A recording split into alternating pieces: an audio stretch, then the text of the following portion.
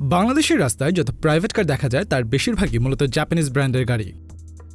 যদিও বর্তমান সময়ে কোরিয়ান হুন্ডাই ও কিয়ার পাশাপাশি European brand Audi, Mercedes, BMW এবং চাইনিজ ব্র্যান্ড এমজি, হাভাল ও ডিএফএসকের গাড়িও দেখা যায়, তবুও কাস্টমারদের মধ্যে এখনও জাপানি ব্র্যান্ডের গাড়ি বেশি জনপ্রিয়। যার মধ্যে টয়োটা, নিসান, মিৎসুবিশির অফিসিয়াল গাড়ি পাওয়া গেলেও কাস্টমাররা রিকন্ডিশনড জেডিএম ভার্সন কিনতেই বেশি প্রিফার করে। ইনফ্যাক্ট বাংলাদেশের রাস্তায় যত সেডান, এসইউভি কিংবা মিনিভ্যান বা লাইট প্যাসেঞ্জার কমার্শিয়াল ভেহিকল দেখা যায় তার প্রায় 85%ই জেডিএম কার।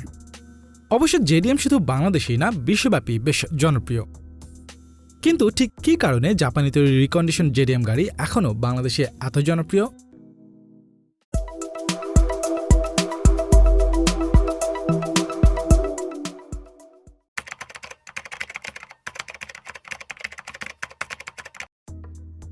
বাংলাদেশে মূলত 80-র দশক থেকে রিকন্ডিশনড জেডিএম গাড়ি, জিপ, মাইক্রোবাসের মতো গাড়িগুলো আসতে শুরু করে। উন্নয়নশীল দেশ হয় বাংলাদেশে এখনও গাড়ি একটি লাক্সারি আইটেম হিসেবে বিবেচিত হয়, যার কারণে বাংলাদেশের যে কোনো মোটর ভেহিকেলের দাম তার অরিজিনাল দাম থেকে 2-3 গুণ, এমনকি ক্ষেত্রবিশেষে 4 গুণও ছাড়িয়ে যায়। ফলশ্রুতিতে বাংলাদেশের অধিকাংশ কাস্টমারের পক্ষে ইউরোপীয় এবং জাপানি ব্র্যান্ড নিয়ে গাড়ি কেনা সম্ভব ছিল না। কিন্তু কমপ্লিটলি বিল্ট ইউনিট জেডিএম রিকন্ডিশনড গাড়িগুলোর ক্ষেত্রে সরকার একটা লম্বা সময় পর্যন্ত ডেপ্রিসিয়েটেড ভ্যালুর উপর ভিত্তি করে ট্যারিফ আরোপ করাতে গাড়িগুলো বাংলাদেশের কাস্টমারদের অ্যাফোর্ডেবিলিটির মধ্যে চলে আসে। জাপানিজ ডোমেস্টিক মার্কেটের জন্য নির্মিত গাড়িগুলো দেশটির সরকারের রেগুলেশন মেনে ফুয়েল এফিসিয়েন্সি, পারফরম্যান্স এবং স্ট্রং বিল্ড কোয়ালিটি এনশিওর করে ম্যানুফ্যাকচার করা হতো, যাতে জাপানিরা গাড়িগুলো লম্বা সময় ধরে ব্যবহার করতে পারে। যার কারণে বাংলাদেশের তৎকালীন রোড কন্ডিশনে জাপানিজ ডোমেস্টিক মার্কেটের জন্য নির্মিত গাড়িগুলো ভালো সার্ভিস দিতে থাকে। বিশেষ করে ভিআইপিরা এবং বাংলাদেশে ইউএনের বিভিন্ন মিশনে ল্যান্ড ক্রুইজার, প্রাডো, হ্যারিয়ারের মতো গাড়িগুলোই বেশি প্রিফার করে। যার কারণে সাধারণ কাস্টমারদের মধ্যেও টয়োটা, নিসান, মিৎসুবিশির জেডিএম গাড়িগুলোই কেনার প্রবণতা বাড়তে শুরু করে। ইনফ্যাক্ট বর্তমান সময়েও দেশের রাস্তাঘাটের অবস্থার উন্নতি, কাস্টমারদের ক্রয় ক্ষমতা বৃদ্ধির মতো বিষয়গুলোর পাশাপাশি ব্র্যান্ড নিউ গাড়িরও অপশন ও অ্যাভেলেবিলিটি বেড়েছে। জাপানিজ ব্র্যান্ডগুলোর পাশাপাশি বিএমডব্লিউ, অডি, মার্সিডিজ, মাজরাটির মতো জার্মান ও ইউরোপীয় ব্র্যান্ড, ইউএস ব্র্যান্ড ফোর্ড ও জিপ, কোরিয়ান ব্র্যান্ড হুন্দাই, কিয়া এবং চাইনিজ ব্র্যান্ড এমজি, হাভাল ও ডিএফএসকেরও অথরাইজড ডিলারশিপ নেটওয়ার্ক গড়ে উঠেছে বাংলাদেশে। কিন্তু এরপরও কাস্টমাররা 2 থেকে 3 বছরের পুরনো জেডিএম গাড়ি কিনতেই বেশি প্রিফার করে। ইনফ্যাক্ট অনেক ক্ষেত্রে দেখা যায় ল্যান্ড ক্রুইজারের মতো গাড়ির দাম দিয়ে ইউরোপিয়ান ব্র্যান্ড নিউ কার কেনা গেলেও কাস্টমাররা ল্যান্ড ক্রুইজার, মিৎসুবিশি পাজেরোর জেডিএম ভার্সন কেনার প্রতি বেশি আগ্রহী থাকে। বাংলাদেশে প্রতি বছর বিক্রি হওয়া গাড়ির 85%ই জেডিএম রিকন্ডিশন গাড়ি। Bangladesh reconditioned vehicle importers and dealers অ্যাসোসিয়েশনের তথ্যসূত্রে 2021-22 অর্থ বছরেও বাংলাদেশে 14,000-এর বেশি জেডিএম গাড়ি ইম্পোর্ট করা হয়েছে। জাপানিজ ডোমেস্টিক মার্কেট গাড়িগুলোর জনপ্রিয়তার পেছনে মুখ্য একটি কারণ হলো এই গাড়িগুলোর রিলায়েবিলিটি। শুরু থেকেই জাপানিজ গাড়িগুলোর strong build quality, handling capability, engine power এবং বেটার ম্যাটেরিয়ালসের কারণে রিলায়েবল ইমেজ তৈরি করতে সক্ষম হয়েছিল। কেননা জাপানের ডোমেস্টিক মার্কেটের জন্য নির্মিত গাড়িগুলো ম্যানুফ্যাকচারিংয়ের সময় দেশটির বিভিন্ন রুলস ও রেগুলেশনের সাথে সামঞ্জস্য রেখে শুরু থেকেই জাপানিজ অটো ইন্ডাস্ট্রির ম্যানুফ্যাকচারাররা ফুয়েল এফিসিয়েন্সি এবং অ্যাফোর্ডেবিলিটির উপর জোর দিয়ে এসেছে। বাংলাদেশে কমপ্লিটলি বিল্ট ইউনিট গাড়ি ইম্পোর্টের ক্ষেত্রে 25% ইম্পোর্ট ডিউটি, ইঞ্জিনের ক্যাপাসিটির উপর ভিত্তি করে 45 থেকে 500% পর্যন্ত supplementary duty, 15% VAT, 5% advance income tax, 5% trade VAT সহ আরও বিভিন্ন ট্যারিফ আরোপ করা হয়। এদিকে সিভিউ জেডিএম গাড়ি ইম্পোর্টের ক্ষেত্রে সরকার একটা লম্বা সময় পর্যন্ত গাড়ির মডেল ইয়ারের উপর বেস করে 40% পর্যন্ত ডেপ্রিসিয়েটেড ভ্যালুর উপর ট্যারিফ আরোপের সুযোগ দিত, যার কারণে গাড়িগুলো বাংলাদেশের কাস্টমারদের কাছে বেশ অ্যাফোর্ডেবল হয়ে ওঠে। জেডিএম গাড়ির রিলায়েবিলিটি এবং তুলনামূলক অ্যাফোর্ডেবল প্রাইসের কারণে প্রাইস টু পারফরম্যান্স বিবেচনায় জেডিএম গাড়ি better value for money provide করাতে বাংলাদেশের কাস্টমাররাও এখনও জেডিএম গাড়ি কিনতেই বেশি প্রেফার করে। জেডিএম গাড়িগুলো এখনও এত বেশি জনপ্রিয় হওয়ার পেছনে আরেকটি অন্যতম কারণ এর স্ট্রং বিল্ড কোয়ালিটি। আর জেডিএম গাড়ির স্ট্রং বিল্ড কোয়ালিটি এবং রিলায়েবল ইমেজের পেছনে মূলত গাড়িগুলোর ম্যানুফ্যাকচারিং প্রসেস থেকে শুরু করে research and development, better material ইত্যাদির মতো বিষয়গুলো রয়েছে। এছাড়া জাপান সরকারের ফুয়েল এফিশিয়েন্ট ও অ্যাফোর্ডেবল গাড়ি নির্মাণের ম্যান্ডেটকে ফুলফিল করতে কোম্পানিগুলো ডোমেস্টিক ইন্ডাস্ট্রিতে যেসব ম্যাটেরিয়াল পাওয়া যায় সেসব ম্যাটেরিয়ালের সর্বোচ্চ ব্যবহার নিশ্চিত করেছিল, যা অটোমোবাইলের বিভিন্ন পার্টসের কোয়ালিটিতেও ইফেক্ট রেখেছে। যেমন 80-র দশকে জাপানিজ ম্যানুফ্যাকচারাররা স্টিল চ্যাসিস এবং ফ্রেমের বদলে অ্যালুমিনিয়ামের চ্যাসিস ও ফ্রেম ব্যবহার করতে শুরু করলে গাড়িগুলোর ওজন কমে আসে এবং বিল্ড কোয়ালিটিও আরও স্ট্রং হয়। এদিকে বাংলাদেশে গাড়ির দাম অ্যাকচুয়াল দামের চেয়ে কয়েক গুণ বেশি হয় গাড়ি কেনার সময় কাস্টমাররা অনেক লম্বা সময় ধরে ব্যবহার করার চিন্তা করত। 2010 সালের আগে রাজধানী ঢাকার বিভিন্ন এলাকা সহ দেশের বেশিরভাগ অঞ্চলের রাস্তাঘাটে ছিল ভাঙাচোরা এবং পানি জমার মতো বিভিন্ন ইস্যু ছিল। JDM গাড়িগুলোর বিল্ড কোয়ালিটির কারণে এই ধরনের রোড কন্ডিশনও ইউরোপিয়ান গাড়ির তুলনায় রিলায়েবল সার্ভিস দিতে পারে। মূলত এসব কারণেই JDM গাড়ির বিল্ড কোয়ালিটি নিয়ে কাস্টমারদের মধ্যে স্ট্রং পারসেপশন তৈরি হয়, যার কারণে এখনও কাস্টমারদের মধ্যে JDM গাড়ির এত জনপ্রিয়তা।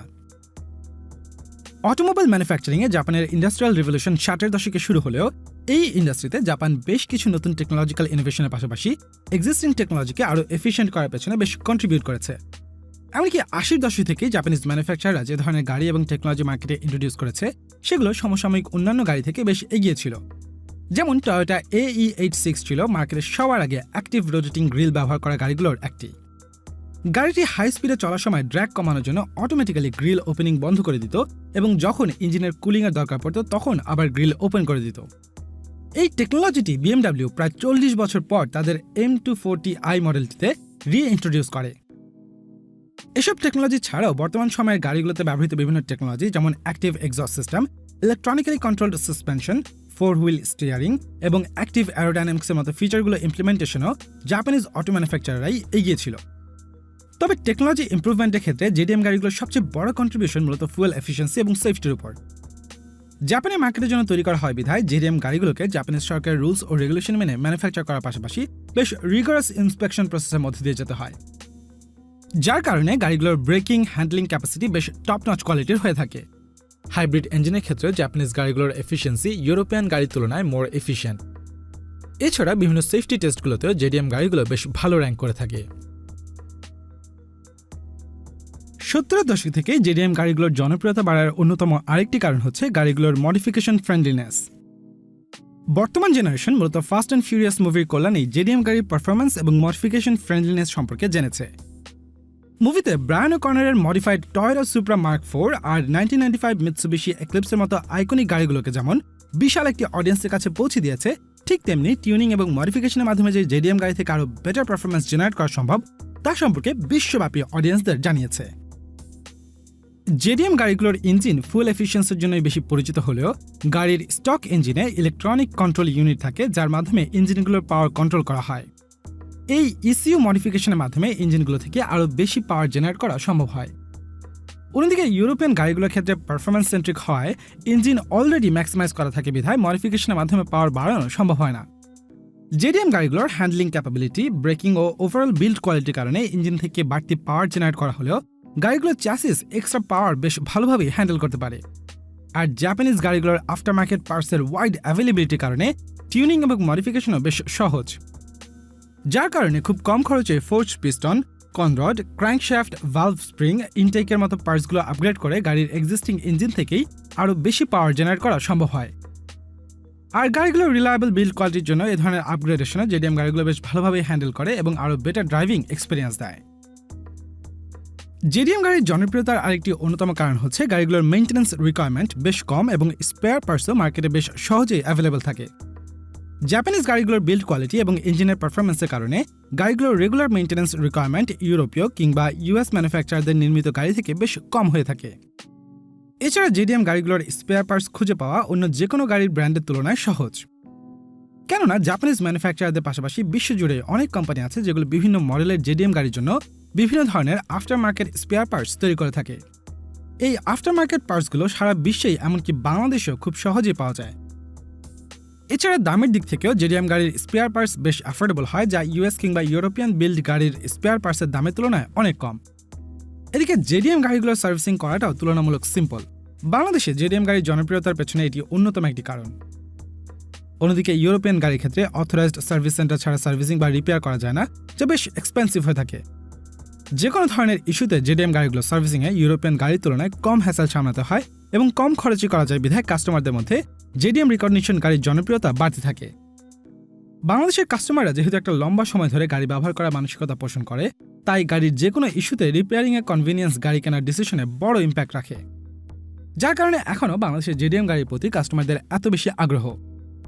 JDM গাড়ির এ ধরনের জনপ্রিয়তা ও চাহিদার কারণে ঠিকভাবে মেইনটেন্যান্স করা হলে কয়েক বছর ব্যবহারের পরও JDM গাড়ির বিক্রির সময় বেশ ভালো রিসেল ভ্যালু পাওয়া যায়, যা JDM গাড়ির জনপ্রিয়তার আরও একটি কারণ। তবে JDM গাড়ি কেনার ক্ষেত্রে বাংলাদেশের অন্যতম সমস্যাগুলোর একটি হচ্ছে অকশন শিটের কারচুপি। অনেক জেডিএম ইম্পোর্টার গাড়ির অকশন শিটে বিভিন্ন তথ্য যেমন ওডোমিটারের মাইলেজ রিডিং কমিয়ে ফেলা, গাড়ির কোনো অ্যাক্সিডেন্টাল হিস্ট্রি থাকলে তা লুকিয়ে এক্সটেরিয়র ও ইন্টেরিয়র রেটিংয়ে কারচুপি করা, গাড়ির এন্টারটেনমেন্ট সিস্টেম সহ বিভিন্ন অরিজিনাল পার্টস বদলে ফেলার মতো অসাধু উপায় অবলম্বন করে থাকে। সাধারণত ইন্টারনেটে অনেক ওয়েবসাইটই আছে যেখানে গাড়ির অকশন শিট ভেরিফাই করা যায়, তবে অনেকেরই ট্রাস্টেড সোর্স খুঁজে পেতে সমস্যা হয়। কাস্টমারদের এই সমস্যা দূর করতে বাংলাদেশে Carmods BD Japanese auction sheet verification service দিচ্ছে। carmodsbd.com ওয়েবসাইটে গাড়ির চ্যাসিস নাম্বার দিয়ে সার্চ করে পেমেন্ট করে কাস্টমাররা সহজেই গাড়িটির জেনুইন অকশন শিট পেতে পারেন।